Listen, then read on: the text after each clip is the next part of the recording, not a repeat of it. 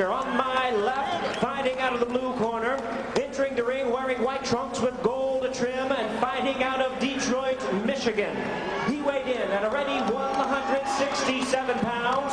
His record stands at 26 wins, 1 defeat, with 15 wins coming by way of knockout. Here is the IBF number 15 ranked super middleweight contender. Please welcome the challenger, known as Mr. Hollywood, introducing Rubin Williams. And his opponent across the ring, the defending world champion on my right, fighting out of the red corner, wearing blue trunks and fighting out of St. Petersburg of Florida. He weighed in the same as his opponent, 167 pounds. He is undefeated with a record of 18 wins, no losses, 1 no decision with 14 wins, coming by way of knockout. Tonight, ladies and gentlemen, he is making the second defense of his title. Please welcome the IBF Super Middleweight Champion of the World, introducing the undefeated Jeff Left Hook Lacy.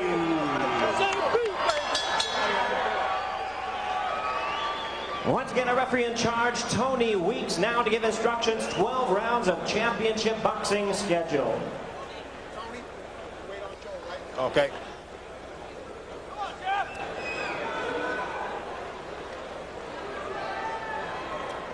Good job.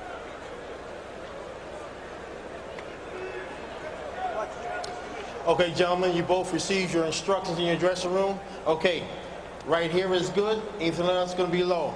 Right here is good, anything else is going to be low. I want a good, clean fight. Obey my commands at all times. Above all, protect yourselves at all times. Let's go. As you immediately notice, the height differential. Williams the taller of the two, but as we close in on Lacy's second defense, Jeff Lacy, who has started faster of late, has for some reason been very reluctant to throw the jab in fights while he has no reservations in the gym, and it's a good jab. No questioning his powerful right hook, which is where Rubin Williams comes in. How long can he keep Lacy on the outside with his jab, and how will Williams respond if Lacy really connects with one of his bombs? So here we go, Jeff Lacy in the blue trunks and Rubin Williams in the white with gold. Williams, a boxer puncher, relies heavily on a power jab. New trainer Chuck McGregor, who recently took over for Emmanuel Stewart, says they've dramatically improved Williams' power in the right hand with balance and footwork. And they feel Lacy will be looking for Williams' overhand right the first 7 rounds should it go that long. But he won't be throwing it. He says the key will be his jab. This the talk of Rubin Williams.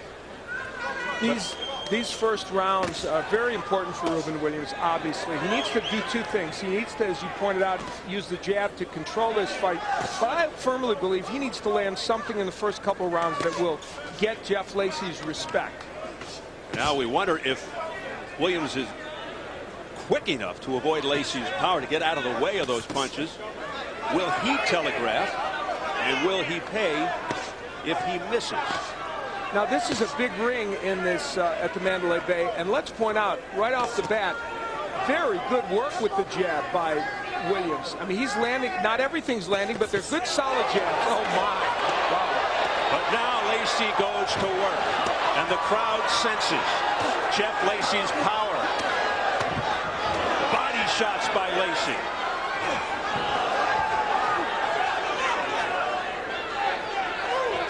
And then back comes Williams, gainly with a straight right. He kept his head about him when he got against those ropes, Steve. He did not cave into the power of Lacy, at least with that first onslaught. What you like is his poise. So Rubin Williams off to a cool start under pressure. We approach a minute remaining in the opening round, scheduled for 12. Hands-free, hands-free, hands-free. Tony Weeks with the instructions, the third man. He worked the Lacy Omar Shika fight back in December. Here's that jab again. Again, it's not a probing jab by Williams. It's got some sting to it. And it's keeping him at bay, Al. And the other key is you see him doubling up with that jab. If you throw a double jab, it's going to be very tough for a puncher to get on the inside against him. That, of course, is where Williams doesn't want to be on those ropes. Hands free, hands free, hands free. And a beautiful countering left hook to the jaw by Lacy.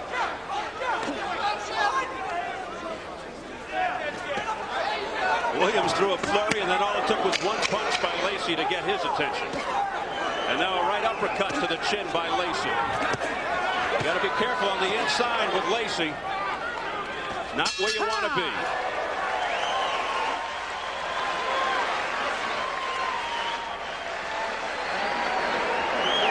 Good first round. Good first round.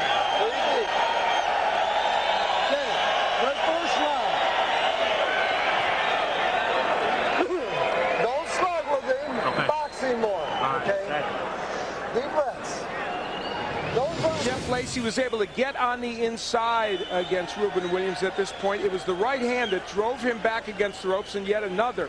And yet during this whole flurry, you see Williams keeping his eye on Lacy and countering pretty well, and that would lead us to later on in the round. That right hand, not a monstrous right hand, but certainly enough to keep Lacy off him. Now, probably what won Jeff Lacy this round was at the end of the round. That was a very good counter left hook he threw. And I think that last flurry at the end might have won Lacy this round. You know, Al, no matter who Lacy is fighting, he feels he has to be at his best, mentally and physically, because guys who are even ranked number 15, like Rubin Williams, will raise their game, knowing this is his moment, his Super Bowl, his time to shine. Again, Lacy working the body. A whipping right hand by Williams, but one and done. Dan Birmingham had to like that sequence, the trainer of Jeff Lacy, because there were combinations involved. When Lacy throws punches in combination, he's so much more effective, and he's capable of it. Yeah, they want Lacy not only to demonstrate his prodigious power, but his boxing ability. He was more successful his last fight versus Shika when he jabbed and then ripped to the body. You know, Williams has fought 14 of his 27 fights over the 168-pound limit. That when he weighed in, not now he's 176, but I mean he weighed in before the fight. Hands free. So he's a little more comfortable at a higher weight, really, even than this. He's been as high, Al, as 192. Yep. He has really fluctuated, and as low as 160. He claims he's more comfortable now at 168, although, as you said, checking in at 176. And when he got down around 160 was when he got knocked out. First round, that was at the Joe Louis Arena, 42 seconds into the fight, and he was just obliterated.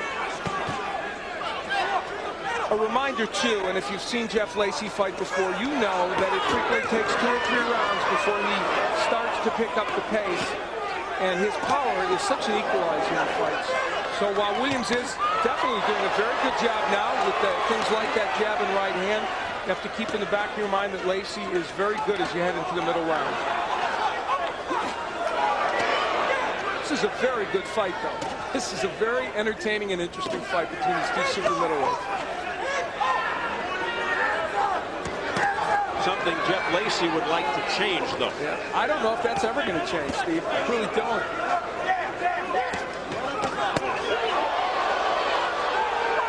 Rubin Williams does not want to be on the ropes against the power of Jeff Lacy. There it is. A rocking left hook. A flurry by Lacy. Williams in trouble. A lot of heart by Rubin Williams. What a sequence. And Williams landed 2 fantastic right hands. There's another one, and Lacy's not backing up. Pulverizing shots by Lacy, Al. Upstairs and to the body. Hey, this is one of the best sequences back and forth we've seen in a long time. Rubin Williams showing a great chin and great resolve. Bombs by Lacy, raining them. But you know, now Williams is waiting there. Wow, that was a fascinating round.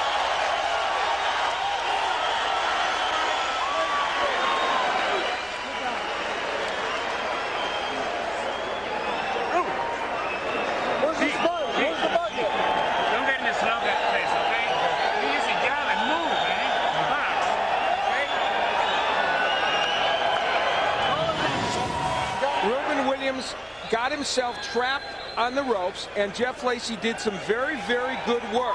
What made this interesting to me is that while Lacy landed big bombs and certainly hurt Rubin Williams with some shots, Williams had the presence of mind to land 3 or 4 unbelievable counter right hands, but Jeff Lacy just, you see him bombing. There's one right hand there's another one by Williams. And yet Jeff Lacy doesn't stop, continues to throw a variety of punches that land. Now, not everything was landing here, but enough was landing clearly to cause distress. There was another great right hand by Williams. What a fine sequence for both fighters, certainly better for Lacy. And because of the fact that Williams was fighting back, you couldn't call that a knockdown. Sometimes a referee would call that a knockdown, saying the ropes kept him up. Lacy goes right back to business. A right uppercut counter by Rubin Williams. Again, Williams on the ropes. You know, no matter what happens in this fight, I'm happy to declare Rubin Williams has shown he's a pretty good fighter. And, of course, he was an excellent amateur, but he hasn't faced tough competition as a pro. And the one time he stepped up, as you pointed out, he was knocked out. 1-2 versus Lacy in the amateurs. His only win in the Golden Gloves, the National Golden Gloves. Lacy again going to the body. Now upstairs to the top of the head, so he's really mixing it up. And then a countering left-right combination by Jeff Lacy. Keep him up, right? Williams wisely gets out of there again, almost trapped against the ropes once again. This is a shootout reminiscent of when Lacy won the title against Sid Vanderpool. And I'll tell you what else Jeff Lacy is showing and reminding us of. He can take a punch.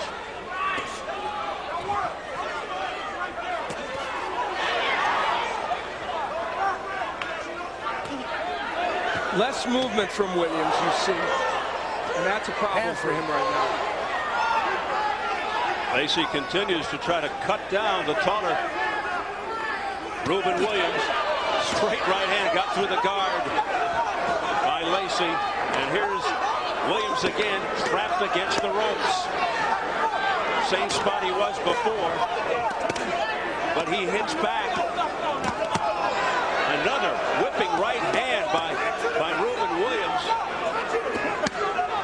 Who would have thought that on the inside, Williams would be able to get something done, and he has, even though Lacy's probably again winning the round with his volume of punches, but hey, he found a home for that counter right. A beautiful right cross to the head by Rubin Williams. Lacy barely budged. Well, you got a bird's eye view of some of the best inside action you're ever going to see.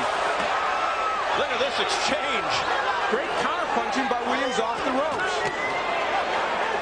Hands free, hands free. Stop, stop. I got you, I got you. Williams proving he is no slouch, no club fighter.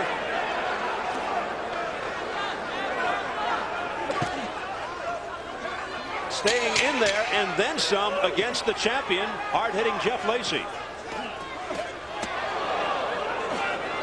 Although Lacy clearly dominating.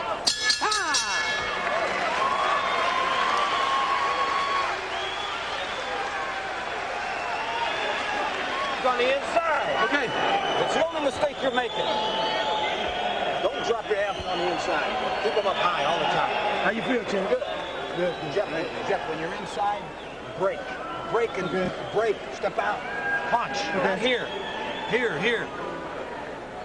Water. You're trying to counter, so be careful. Come on. Take deep breath.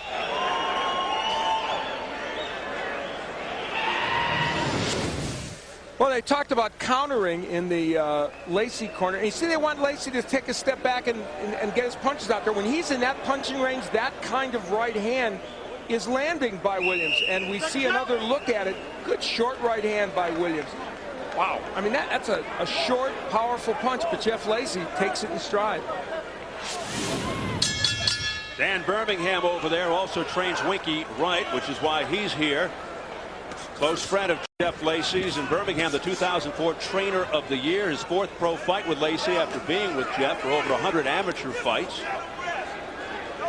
Chuck McGregor would like to see Rubin Williams fighting from the outside more, and talk about comeback stories. McGregor, Williams' trainer, surviving a heart attack, a couple of strokes, triple bypass to get back into the sport. He's really a well-respected, nice guy in the boxing game.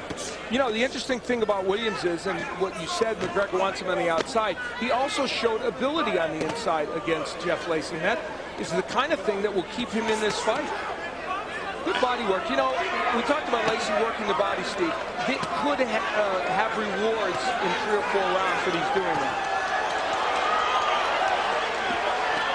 Yeah, go to the body and then take the head is the old adage.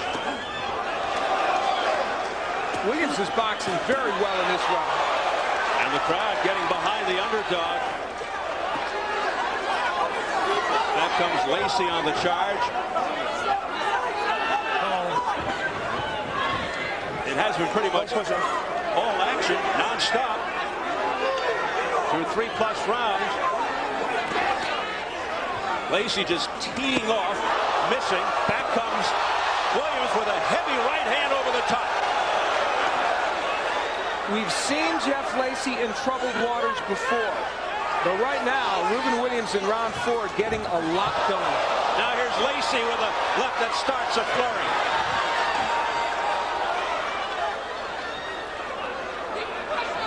But Williams again showing his mettle.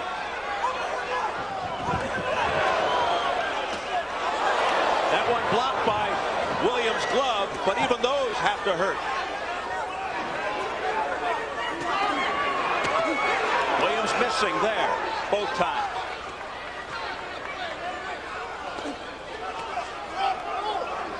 And Lacy getting Williams on the ropes. In the last round, they spent 1:26 along the ropes. Probably 1:26 too long for Williams' trainer's liking.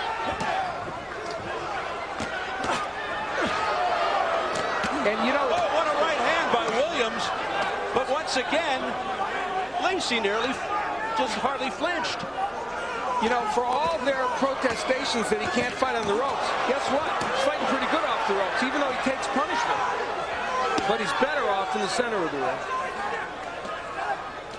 But this is like suicide against Lacy. But what a right hand by Williams. The only problem is he's doing it in the wrong place. Shouldn't be doing it on the ropes.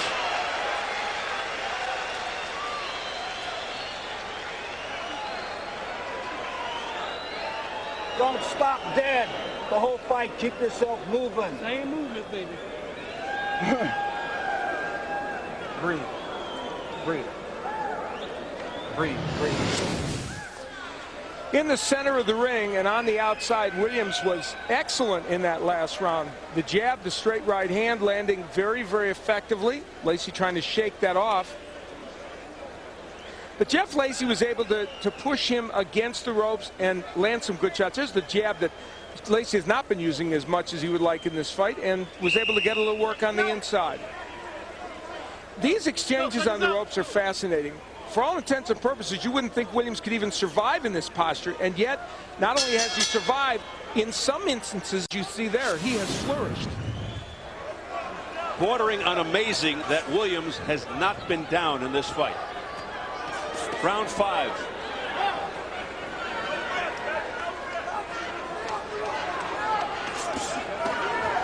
Williams taking some vicious blows to the midsection and the head, and yet offering back, like right here. Very pesky. You know, Williams claims that the reason he got knocked out in 1 round was that he went down to 162 pounds. He couldn't do it. We always assume that's an excuse by a fighter. Guess what? Maybe it's real, because he's taking big punches. You know, he's up at 176 at fight time, 168 when the weigh-in happened. So perhaps at this weight he is a handful, because he's being that tonight. Yeah, he was saying he had a nightmare with the weight, and also an honest answer, he just simply got caught. Take a look at the press row scoring. William Trio has it the biggest disparity. William from Boxing2005.com, Robert Morales, the LA Daily News, and Steve Kim from MaxBoxing.com. I have it even at 38-38. And this fight, for Williams to get credit in this fight, you're going to have to really watch him on those ropes. You're going to have to know what punches are blocked and what punches aren't blocked. And, of course, that's up for interpretation, clearly. But there's no question that in the center of the ring, Williams is more effective. But Lacy drives him to the ropes and keeps him there. Good body work. And that could pay big dividends for Lacy. Wow, those are excellent body shots. And an overhand right by Rubin Williams. But the busier of the two is the champion. There's a left uppercut that sent Williams' head back. Vicious shots by Lacy with evil intent. And you wonder what's holding Williams up. Again, a barrage. Then the right uppercut. Epifanio Mendoza knocked him out in one round. How do you do that? Great question after what we're seeing here. Good round for Lacy, though. Even though some counter punches landing by Williams, Jeff Lacy's been effective. Back comes Williams out as you say that. But just one punch and no follow. And a left hook, a sweeper. Lacy missing with the right, countering shot by Williams, and then Williams goes to work. And he gets the crowd going.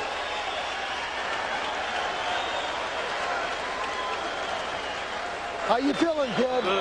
You good? Yeah, you can fight for it's like this side right here. Man. It's got swelling here. All right. Don't blow your nose. All right. Okay. Williams against the ropes, a familiar posture in this bout. It's been a mixed bag for him, but not good here. Tremendous body work by Jeff Lacy, which he wants to do for later in the fight, and that body work spawned some good work to the head on the ropes as well. Although you see the countering still coming from Williams. You wouldn't have expected this bout to be fought so much as that uppercut, and he would follow after that with another uppercut. But the jab straight right hand for Williams. Certainly we thought it would be a big weapon for him, and man, he just kept using it at the end of that round, and it landed.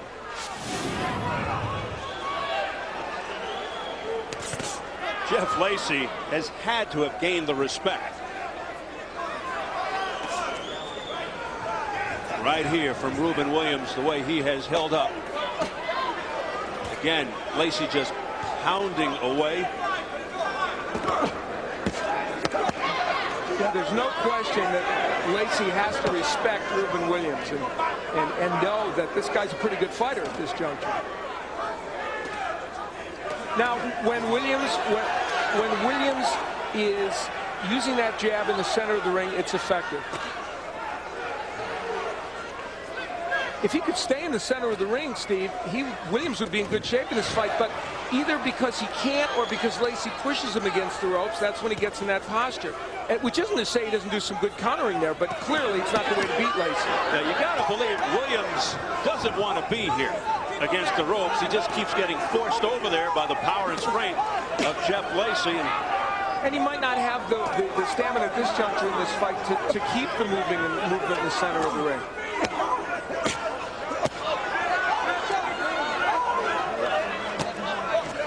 Well, against Epifanio Mendoza, when he got crushed in that obliteration, it was up against the ropes in similar fashion. Now able to turn Lacy around, but stays outside now. And there's the jab coming from Rubin Williams. Let him up. You know, Dan Birmingham thought Jeff Lacy was a little stale in his last fight because they only had a week off before they went back into training after the Vanderpool fight, getting ready for Omar Chica. And he's not stale tonight. He's performing very well. It's just that so is Williams. Oh, a big right hand to the jaw by Williams that connected. This is as action-packed a fight as you would like to see. I mean, they are throwing great punches and landing a lot. Oh, it's great uppercut by Lacy. Another big right hand by Williams. And Lacy again showing his beard. Oh, what a with the right hand, and what does it do? Nothing. Some of those rights by Williams are a little slapping. Not all of them, but some.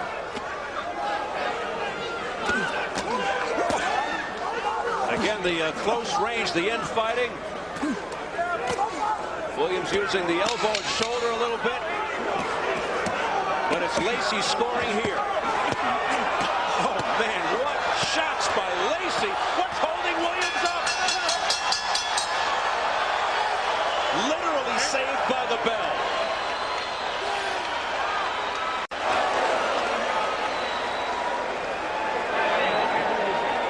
In the ropes like that. You can't stay in the ropes like that.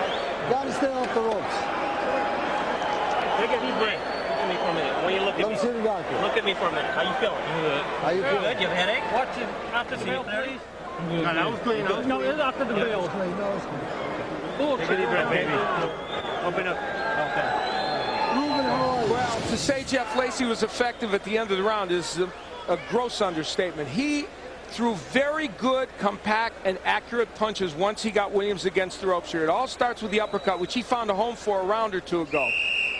And then he threw some very exact combinations that would hurt Williams after Williams had countered very well off the ropes. Here's where he started to really nail him and landed some monstrous hooks and those uppercuts. And had this been earlier in the round, certainly Williams would have gone down. Barring a miracle, this just looks like a matter of time for Lacy. He comes out in furious fashion, frenetically throwing punches. Williams doing all he can to fight back. Blasting away monstrous shots by Lacy. Tony Weeks looking very close. And Williams keeps throwing back, so Weeks can't stop it. Fight back. It could be one punch, though, to end this.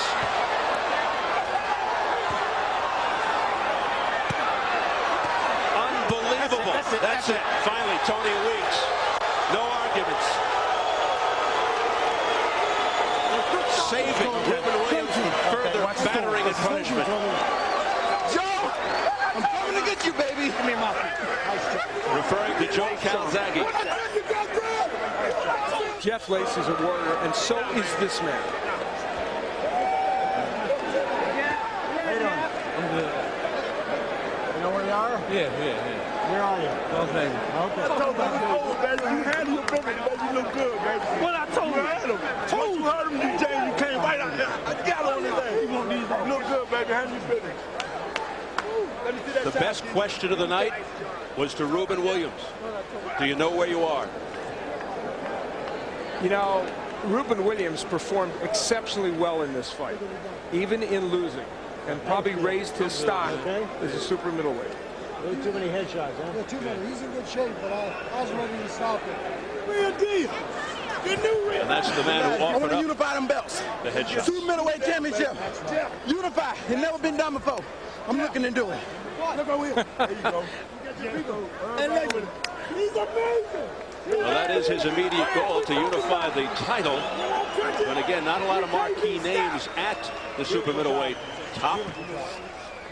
That is why he needs that fight with Calzaghe. I told you, trust your conditions, son. Such a nice guy outside the ring. Still, baby. He was talking a lot of junk. This way you So mean This way you and do all tough. your work. I don't do no talking. I let these do the talking. Jeff Lacy very anxious to get things over with in this fight after he had hurt Rubin Williams. He jumps out at the beginning of the round, right after Williams, sensing that that barrage was too much for Williams. And look how quickly he got across the ring and how quickly he got on top of him, knowing that this kind of barrage could cause the fight to be stopped. It is, to my way of thinking, astonishing that Rubin Williams was able to take this kind of punishment. Jeff Lacy is as hard a puncher as you'd ever want to have hit you at 168 pounds, or maybe at 175. And yet, Williams was able to hang in there, never did actually go down. And Tony Weeks ultimately, as you hear him saying fight back, ultimately had to stop this fight. And he did, by the way, a very good job of stopping it. That's it. That's a warrior. And you know, with Jeff Lacy, as we look at it again, we talk about the fact that he's vulnerable. You can get to him, as Rubin Williams did early in this fight and really throughout it. But, man, you have got to get Jeff Lacy out of there, because if you don't, his power will ultimately come back to hurt you, and that's what it did in this fight. His power is the equalizer in any fight he's in. And when he gets you in trouble, he is a very strong finisher. We've seen it in a number of fights, and we see it right here. And, you know, Jeff Lacy has deficiencies. He's not the greatest defensive fighter on the planet. Sometimes he doesn't put all his punches together. But you can say all you want about him. He's a skilled young man who punches so hard he could beat anybody, anytime, if he hits him. The only wonder is, how will he hold up? How will that chin hold up against a guy who can really like Calzaghe? Well, we'll see. He's been hit by some guys, but Joe Calzaghe has to take his power, and we know, having seen Calzaghe against Mitchell, we know Calzaghe can be knocked down. All right, let's get it up to Jimmy Lennon Jr. Ladies and gentlemen, we have the time of 47 seconds in round number 7. Our referee in charge, Tony Weeks, stops the contest. He's the winner by way of technical knockout, still undefeated, and still the IBF super middleweight champion of the world, Jeff Left Hook Lacy. So as expected, Lacy retains his title, his second successful defense of the IBF Super Middleweight Championship, sending Rubin Mr. Hollywood Williams back to Detroit. Lacy remains unbeaten, lifting his record to 19-0, 1-0 decision, 15 knockouts. Williams drops to 26-2.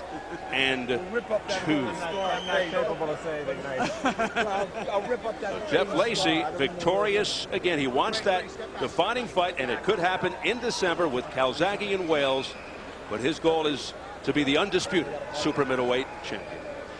Coming up next from Las Vegas, Nevada, our main event, two-time WBC lightweight champ Jose Luis Castillo will defend his title against former IBF lightweight champ Julio the Kid Diaz, the winner to meet Diego Corrales May 7th here on Showtime. Right now we're set for post-fight reaction. Let's go to Jim Gray in the ring. Jim. All right, Steve, thank you very much. Jeff, congratulations to you. How did Rubin Williams manage to stay on his feet? I don't know. It seems like every time I get in the ring, these guys are trying to take this belt away from wrapping around my waist. And they training hard. I give them credit. I looked at Rubin like I was going into my first world title. I trained my heart off. I was hard to be. I was determined to win, and that's what he came out and did. Only he just sitting there with a bad boy. He sure is. How did he manage to hit you so many times? Because he did hit you hard many times. Yeah, he did hit me hard, but I got a great chin, and I'm gonna be hit. I can dish it and I can take it. So I just got a great chin, and he was able to stand up with a couple of my shots, but no one can continue to take it as the rounds go on. As the rounds go on, I get stronger and stronger. And as the rounds went on, let's take a look here at the end of the fight here in the 7th round. Did you know it was only a matter of time? I just knew if I just keep my punches together, he wasn't going to be able to continue to take it, because I started catching my second win after like the 7th round. And then it was all downhill for me after that. Yet it seemed as though every time you did this, Williams somehow, some way, managed to get a big shot off. Now, he was taking some big shots. The power that I'm throwing right there, it takes a little bit out you. And that showed that I'm in great shape, that I can continue to do it and continue to get stronger and stronger. He was just able to weather the first couple. Jeff, what now? Will you go on now, and do you want Joe Calzaghe? Of course, I want Joe Calzaghe by the end of this year. I got a mandatory coming up. I want to take care of that business first and look ahead. Jeff, congratulations. Thank you. Tonight. Thank you, Showtime. Thank you, Mandalay Bay. I want to say hello, everybody in St. Pete, Tampa, Brandon, Clearwater, everybody. I'm still the champ. How about all of Florida? All of Florida, whatever. There you go. Back down to you, Steve. All right, Jim, thanks very much. Congratulations once again to Jeff Left Hook Lacy.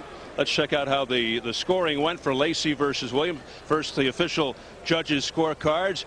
You can see Robert Hoyle had Lacy ahead 59-54. Denny Nelson had it awfully close to how you had it, Al. I think you had it 2 points for Lacy at the time of the stoppage. And Glenn Trowbridge had it 4 points in favor of Jeff Lacy. And as far as the press row scorers were concerned, Steve Kim from MaxBoxing.com had Lacy ahead by 3. Robert Morales, the LA Daily News, had Lacy up by 4. William Trio, Boxing2005.com, had Lacy ahead by 2. And that, again, I think was your score, Al Bernstein.